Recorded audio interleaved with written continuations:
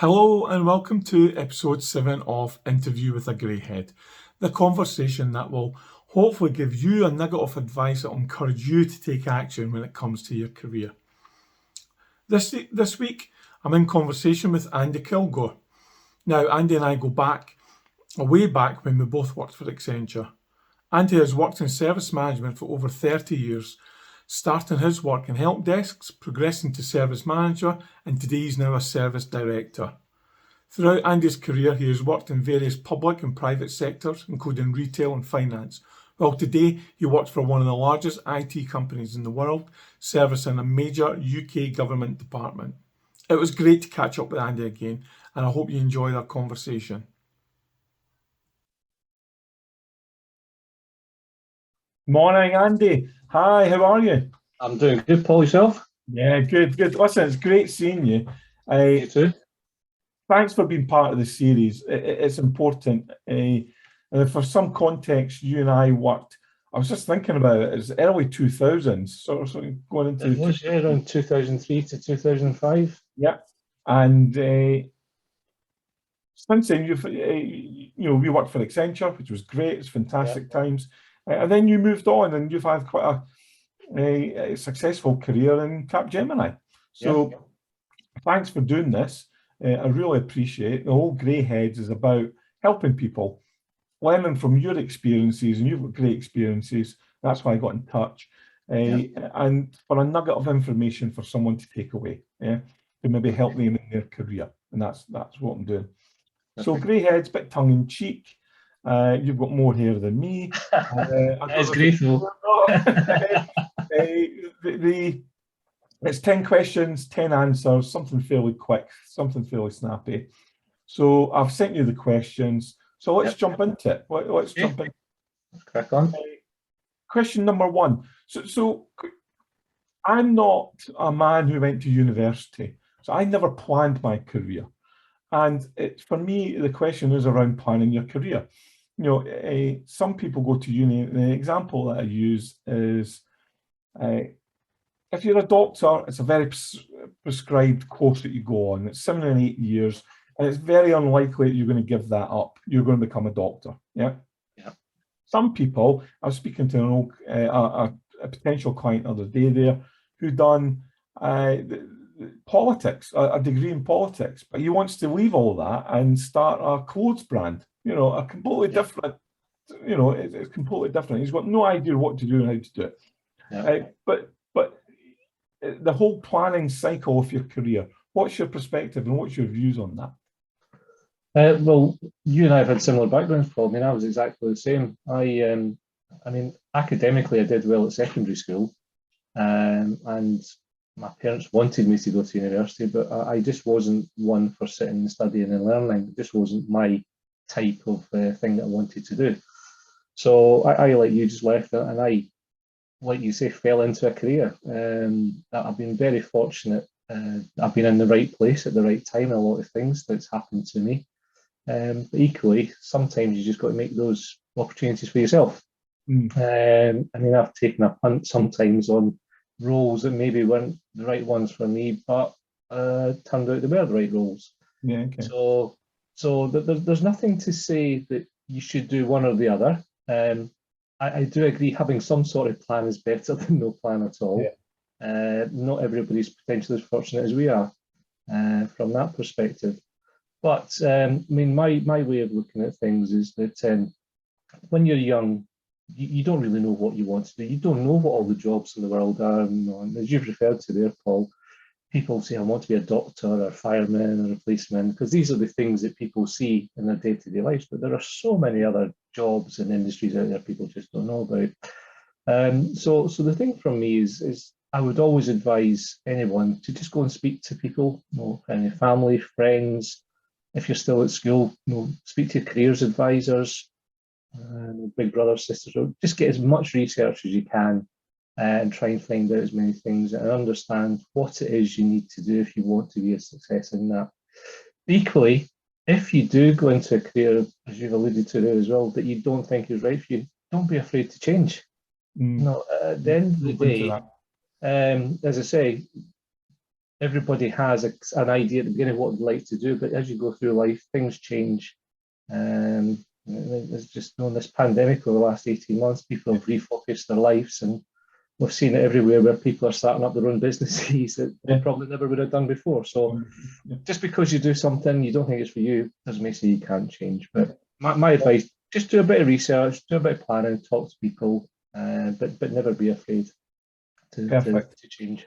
So actually moving on to that, is speaking to people, my question is around mentorship. Yeah. So have you had, what's your views on mentorship? Have you had a mentor? Have you been a mentor? What's the pros and cons? What did you get out of it? And yeah, what's your views on mentorship? Okay. So personally, I've never had one. I've had people that have sort of looked after me, but never what I'd call a true mentor. Okay.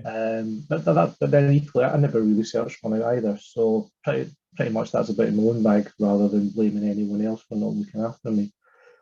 But I am a mentor where I am at the moment to a couple of people. In the role I have at Capgemini at the moment is as I'm a big advocate of the GAP programme, which is the Graduates and Apprentices. Right. Okay. I'm at the stage in my career now where I want to give back the benefits of my experience. Yeah. So I'm a mentor to a couple of them. And the way I speak to them and say that you can have two types of mentor. You can have a mentor who is very much an expert in an area that you want to progress your career.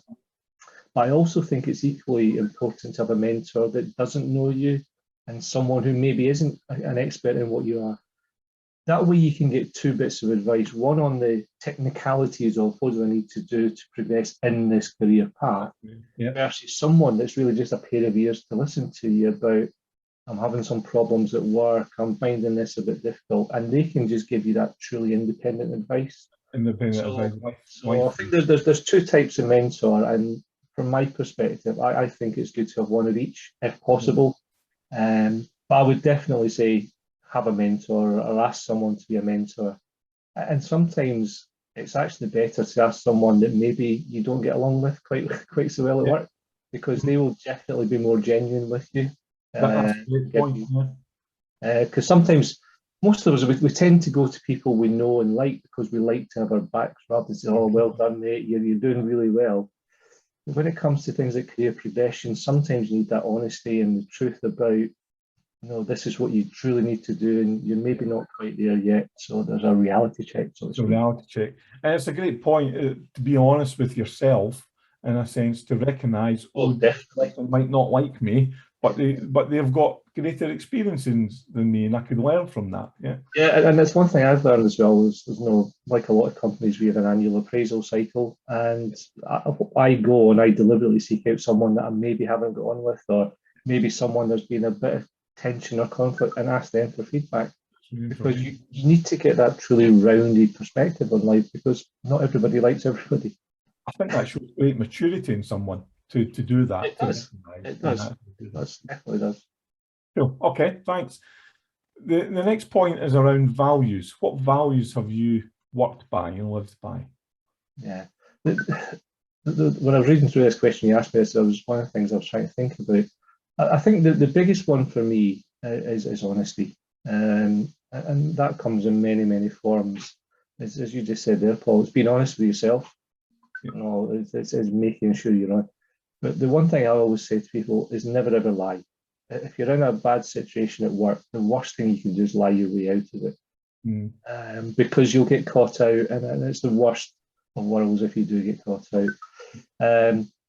There are levels of economies of the truth, shall we say, where depending on the situation, but the one thing I'd always say is never lie. But it's also getting the honesty with how you speak to people.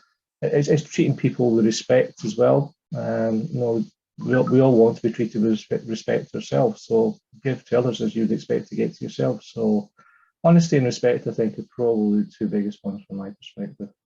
Okay, cool. What's your in your career, how would you describe your brand?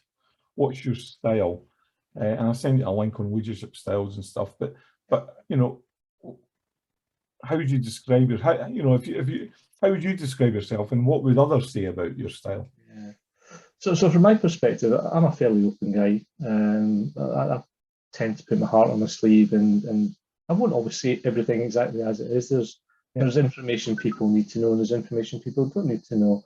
But I find that what that does is it makes me approachable. So people will come to me, they'll ask my advice on things, and a client relationship. It really, really does help client relationships, because you don't want to tell each other your life stories, but you want to open up enough so that the person understands who you are. Yeah. And for me, I've always had the knack of being able to have a good relationship with clients, because of that openness and honesty. And like that, yeah. I'd like to think that people would say that turns into what, a bit of trustworthiness. It's someone I can trust. I've gone to Andy, I've asked for some advice, or I've asked him to do something, and he said he's done it. So being as open as you can, to a certain extent, and from things like that, it also means when you're dealing with clients, when you get yourself into difficult situations, they become easier to deal with because you know the person you're speaking to. I mean, they could be having a bad day, it could be something in their personal life. If you're aware of that, it makes you a bit more, right, okay, I can't go too hard, or I need to back off a little bit, that type of stuff. So my brand would be exactly that, Paul, being open and approachable, from that perspective. And following on from that is how important is it for someone to have a brand? So I do some work around personal branding, how people want to be perceived in the workplace and also at home. And people can have various masks in their life. So I'm just curious, what's your thoughts on that? I mean, I think it's very important. People need to stand out from the crowd. That's going back to a previous question about university degrees, etc. And a lot of the big industries, consultancy and IT, etc. There's a lot of people looking to make their way to the top. I mean, I get so many people who come for interviews for apprenticeships, which is, I want to be a consultant. What is a consultant then? They don't really know what a consultant is. They just see this job title, consultant, and they've heard this and they're making lots of money, etc. So there's lots of people there. So having that brand that enables you to stand out a little bit and be an individual is really, really important. There's an old phrase that's been around for a long time, people buy people. And if you are exactly the same as everyone else, then why should I go to you? Yeah, exactly. You want to make that difference and understand who you are. The caveat to that, though, is it doesn't make you selfish. You've still got to be part of the teams and that team player as well. But you're just making sure that people know which part you play in that team. Exactly. So if you're building a team, you want one person who's got that personality trait, one person who's got that skill set, and you build your team that way. I mean, it's an interesting point. When I started talking about and doing this through my whole coaching practice, is what was my brand, and I never thought about it, but I realised that I did have a brand, but it wasn't necessarily straightforward. In a sense of, I never thought about it, sat down and said, right, I'm going to be known for this, this, and that. It's just something that came naturally. But in hindsight, I wish I'd done a bit more structure to it. Yeah, and like you said, until you asked me the question, it was something I'd never really thought about either. It's, I mean, and I've got to a stage in my career now where I'm realising a lot of things I wish I'd learned earlier on in my career. And I wish I'd had that advice and that knowledge. Things could have been different. It's not to say I haven't done well for myself, but equally, as we said earlier on, a bit of planning, a bit more structure to it. Things could have changed different. Yeah. This is always, I find this an interesting question, is what was the hardest time in your career? And in hindsight, you just talked about hindsight there on you, but in hindsight, what would you have done different and what did you learn from it? Yeah. Well, it's like we said earlier on, Paul, the fact is, I've taken a punt on some jobs and most of them have been okay. But I mean, specifically, there was one job where I was really stretching myself in terms of what it was. I thought I could do it, etc. And luckily, I was offered the job and took it on. However, once I got in there, I realised there was a lot that wasn't described in the job description that they wanted to do, Yeah. And it was a lot more in depth than what I had expected it to be. And at that point, I realised that maybe I wasn't as experienced as I thought I had been, or I wasn't as rounded, as skilled as was required for that role. So the lesson for me from that, what could I have done was I should have done a bit more research before actually taking the role. Understood more about it, tried to speak to people. I mean, these days you've got the internet. When we were a bit younger, the internet wasn't always around. Exactly. So that's the value of it. But once I was in there, the one thing I should have done that I really didn't do was that I felt I put myself in that position, so I had to get my own way out of it. Yeah, okay. Looking back in hindsight, the right thing to do would have been to ask for help, ask for more help. And that's from people who were doing the same role as me, but also people who were more senior to me, and just fessing up and saying, look, based on the job description, I expected to be able to do this, but you've now told me it's something else. I don't have those skills. Yeah. And so rather than trying to bluff your way through it, you've got to ask for people to help you and do that. Exactly. There's absolutely nothing wrong with asking for help. There isn't, but people do find it hard. Yes, it's a bad thing. To me, it's a bad trait to have. Never be afraid to ask for help. At the end of the day, everybody has their own skill set, but we can all learn more. You don't just learn it yourself, always doing it on the job.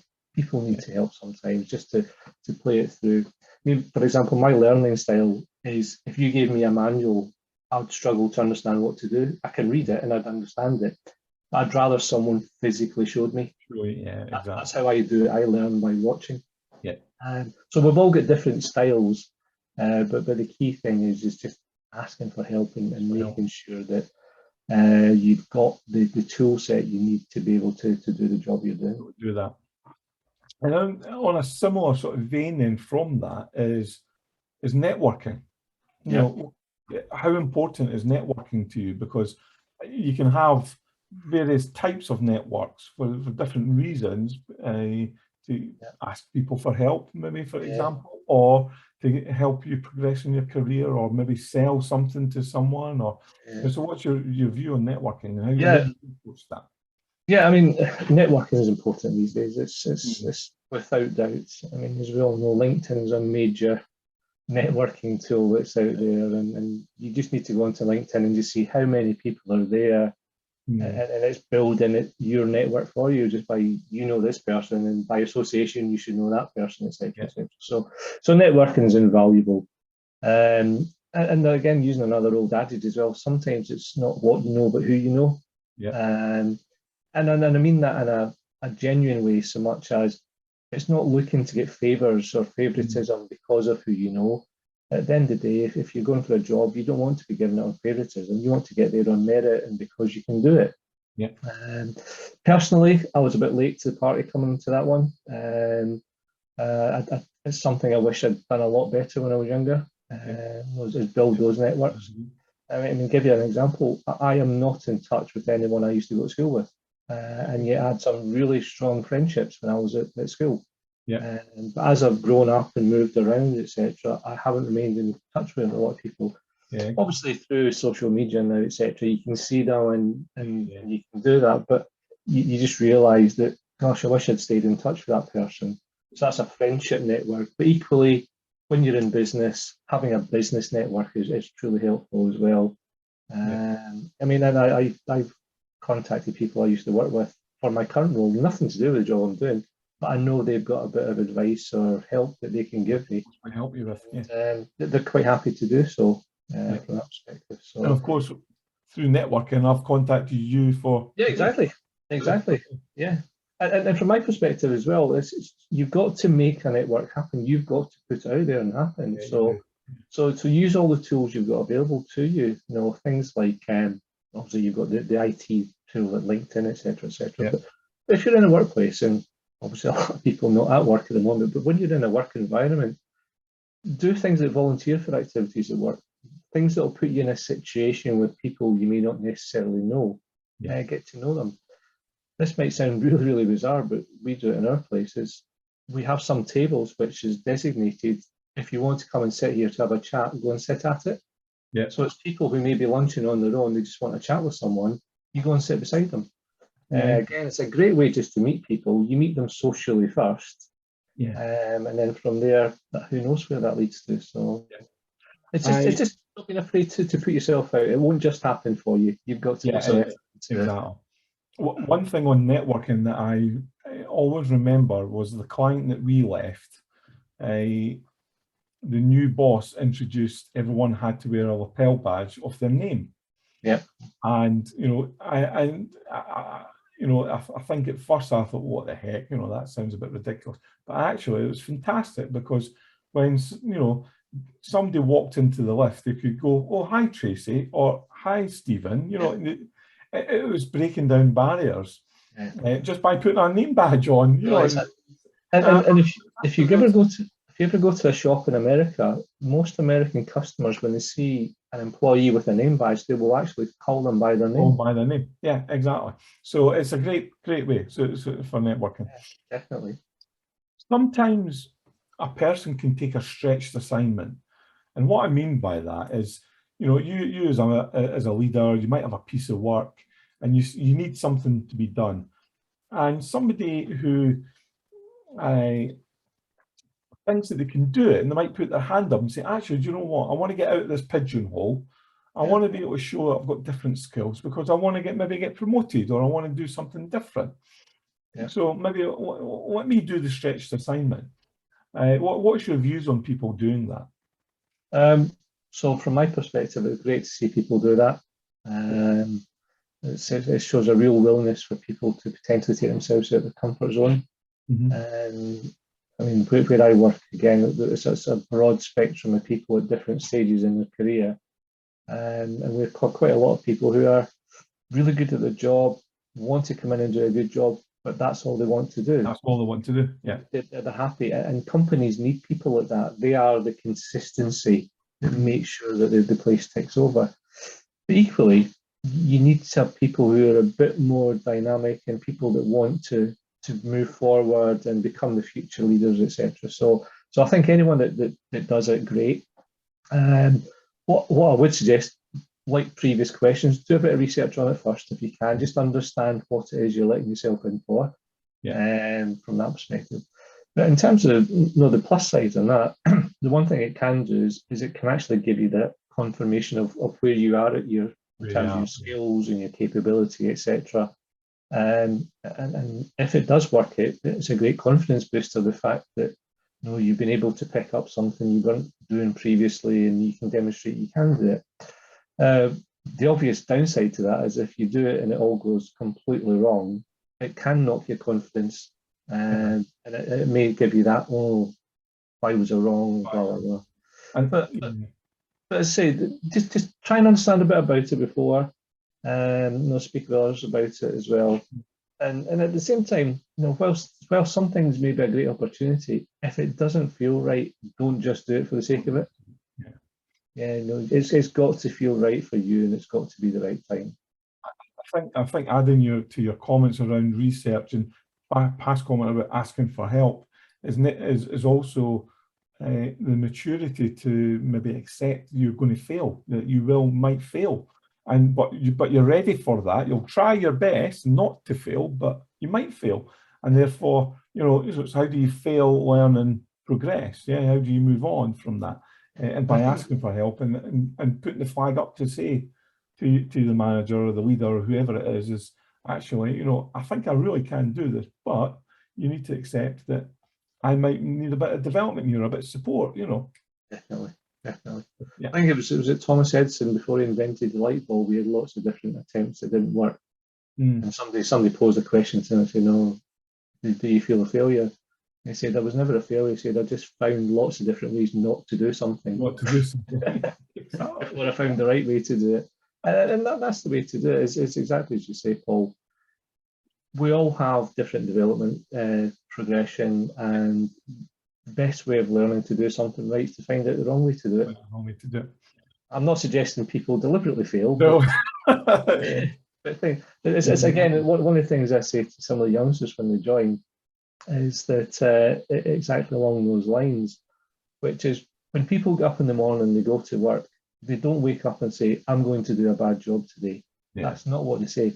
However, there are sometimes you turn up to work and it's a bad day. That's how bad. And it just happens. And the thing is just dealing with it, accepting it. You can only control the things that are within your control. If there are external factors on it, don't beat yourself up about it. You've just got to learn how to adapt to those things so that the next time it won't be quite so bad. So, final question then. What are the gotchas when it comes to your career and your career progression and stuff? What are the things that you should just not be doing? What's your thoughts on that? Have you got any examples of where what are you doing? You know? I think we've alluded to some of them earlier on, Paul. The key thing is, whilst people are ambitious, it's not being selfish and it's not doing everything and forsaking everyone else. Yeah. You've got to be careful that sometimes if you're on the way up, you can quite quickly fall down and you're meeting the same people on the way down as you were on the way up. So be very conscious of that. And say teams work a lot better than individuals. So being that real team player. We've also said there, never be afraid to ask for advice. Just constantly ask people for that feedback. I've noticed myself, again, as I see more and more youngsters coming through the company, recognition for doing a good job is a big part of people's lives. Yeah. As human beings, as I said earlier, we like to have our egos stroked and we like to be told we're doing things well. Yeah. So never be afraid to ask for feedback on something and always give feedback, but do it constructively. Yeah. People will only learn if it's constructive feedback. And the big thing for me is listen to advice. If someone has a lot more experience than you, listen to them.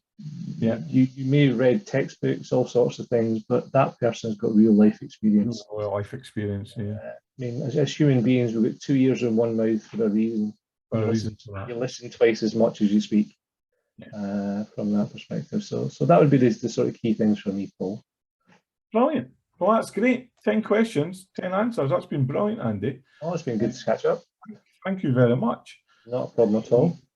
As I said, we'll get this out and hopefully somebody will get that nugget of information from you that they'll take forward in their career. So thanks very much. No, thank you. Andy. It's been a joy, and it's good to give back if there's others can learn from it. So good luck to anyone that's listening. Perfect. Cheers, Andy. See you, buddy. Bye. Thank you. Hi. So before you go, thanks very much for watching the video. I truly hope that you enjoyed it and you got that nugget of information for you to take forward within your career. If you like what you've seen, please like and share it because it really does help.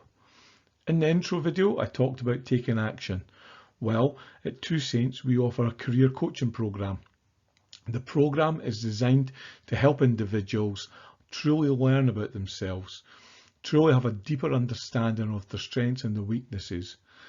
It will allow you to make the right goals for you to take forward into your career, to allow you to get that job that you've always wanted, seek that higher salary that you've quite truly deserve.